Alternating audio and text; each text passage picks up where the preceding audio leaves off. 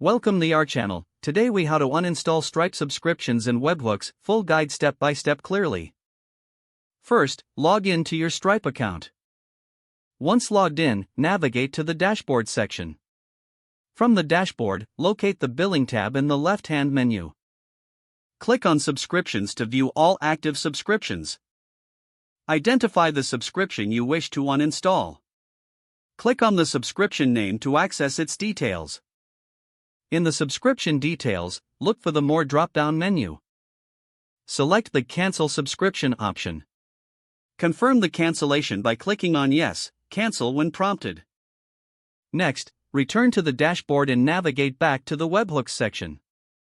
Locate the Developers tab in the left-hand menu. Click on Webhooks to view all registered webhooks. Identify the webhook you want to remove. Click on the webhook URL to access its settings. In the settings, find the Delete button at the top right corner. Click Delete and confirm the action in the prompt. Once both the subscription and webhook have been removed, review your changes to ensure everything is correct. Your Stripe subscriptions and webhooks have now been successfully uninstalled. If the page does not load, refresh the browser or try again in a private or incognito window. Make sure you are using the correct email address, then retype it carefully to avoid small typos.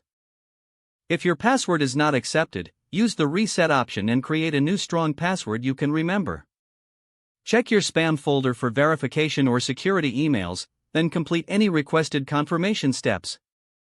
Enable two-factor authentication if available to improve account security and reduce unauthorized access risk. After signing in, review your profile details so your contact information and settings are accurate and current. If you see an error message, note it down and try again after restarting your device and internet connection.